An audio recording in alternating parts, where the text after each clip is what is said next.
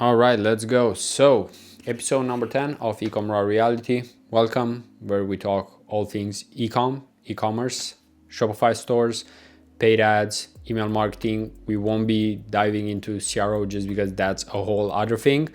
But in this one, we will be chatting about creative diversity. And this is one of the most important things because let's think of it like this. What is the actual purpose of a business?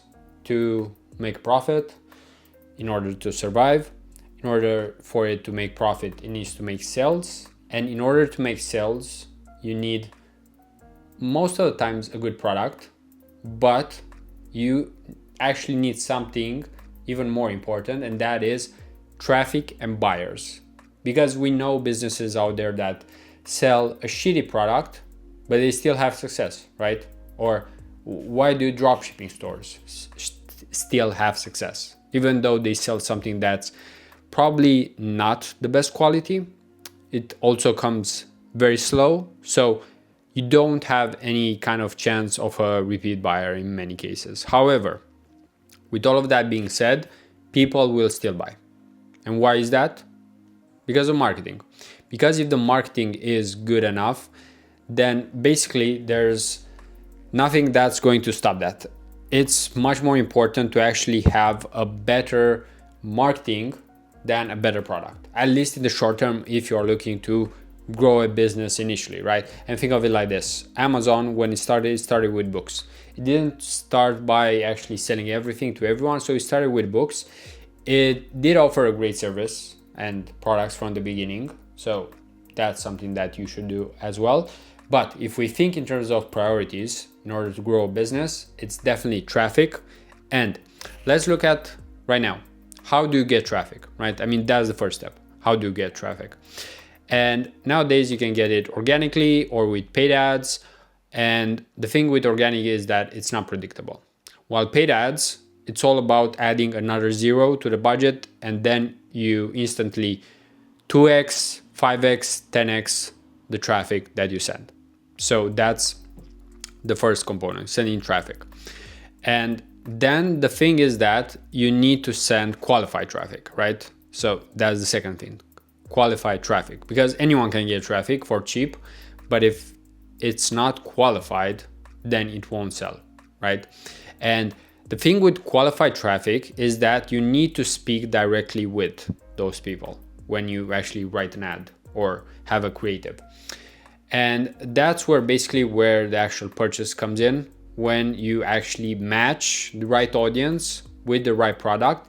And in order to do that, you definitely need to make sure that, at least in most cases, you have a diverse set of creatives. And what do I mean by that? So on Meta, as we know, when you scroll on your phone, you see multiple ads on basically Instagram, as an example.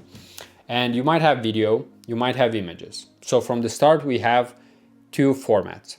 Then we have videos that could be 1x1, videos that could be 4x5, videos that could be 9x16, the size, right? And of course, some of them are for different placements, 9x16 for the stories. And now we already have more complexity, right?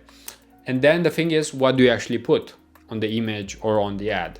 And this is where you have an infinite amount of possibilities. This is where ideally nowadays you do use ChatGPT, Claude, any kind of tool that can help you with researching and creating those type of ideas, and sometimes actually the creatives. Because with Canva nowadays you can actually get up some ads right away. It takes a couple of minutes and you already have some solid creatives that might actually work.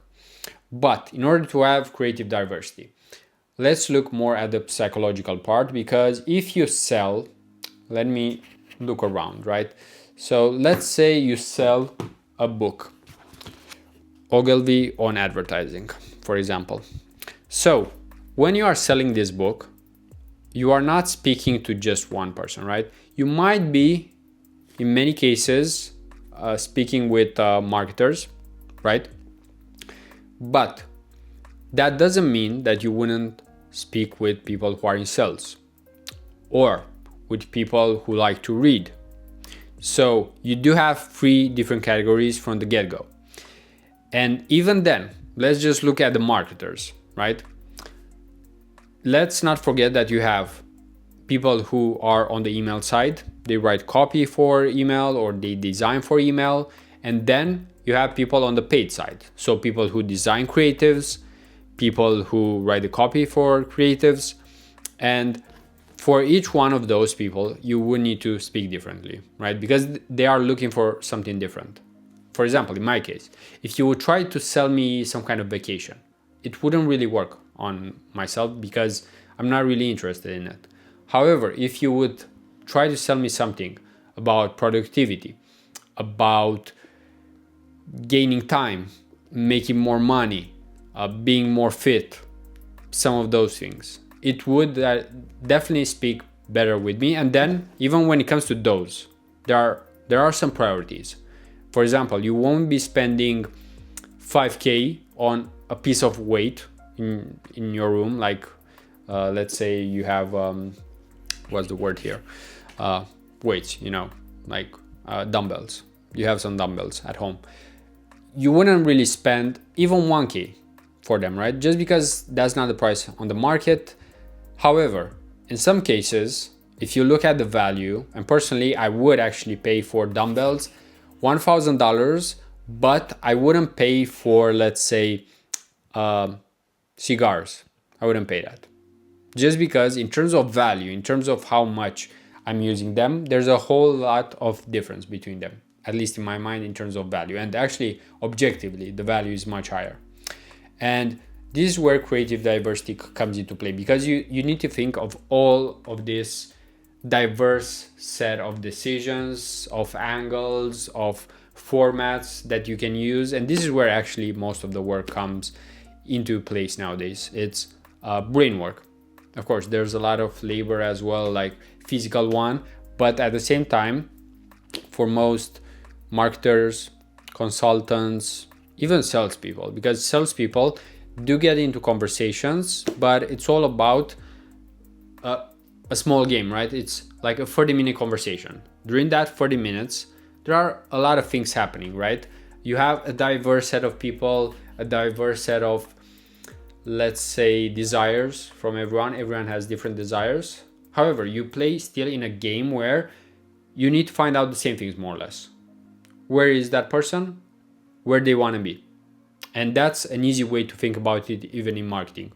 Where is someone in terms of awareness, in terms of what they're lacking, their desires, and then making sure that you are the person that is selling them a product, a service that gets them from point A to point B. And for example, I'm definitely not the best at sales, and that's something that you can always get better at, because you can have frameworks. For example, right now during these YouTube videos, I don't have necessarily, first of all, too much experience, so I can't say the perfect word at the perfect time, knowing exactly what would keep you hooked, just because I don't have experience, I haven't researched enough, and also I do this more so for enjoyment. So I'm not going to always say the things that would keep you sticking to this video, because there's a whole difference between trying to keep someone watching, right? You can keep someone watching just by telling them, for example,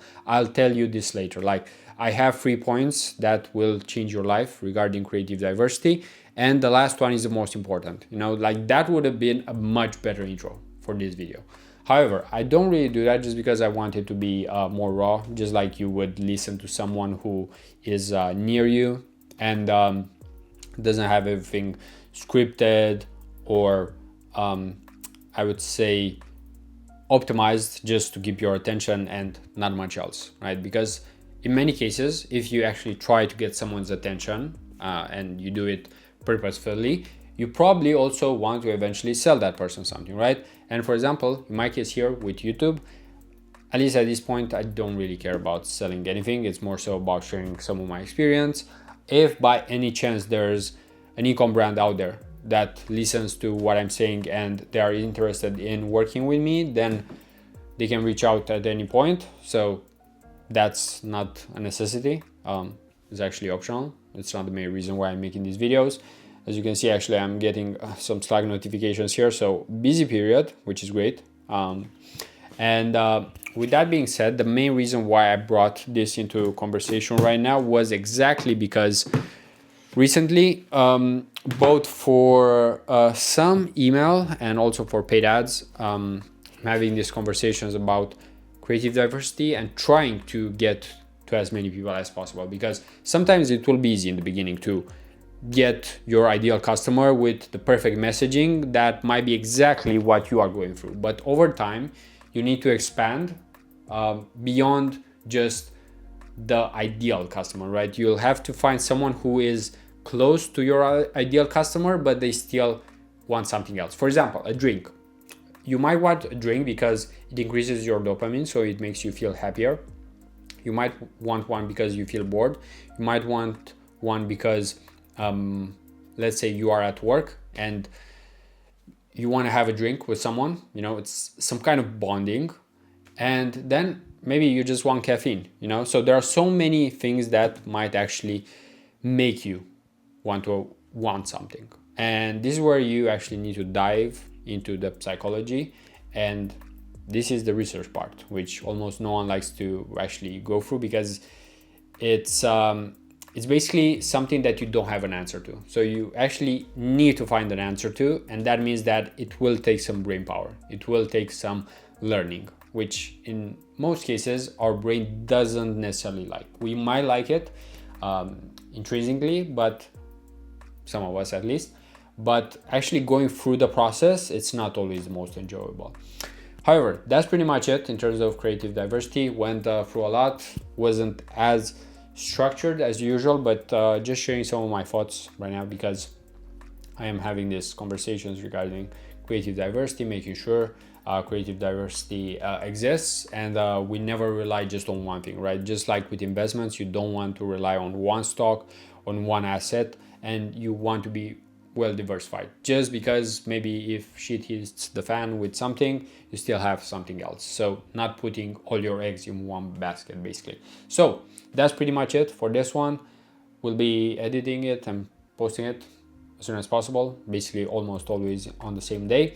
So if you enjoyed that, you can leave a like, and if you want to stick around and continue watching, then you can subscribe. And until next time, peace out.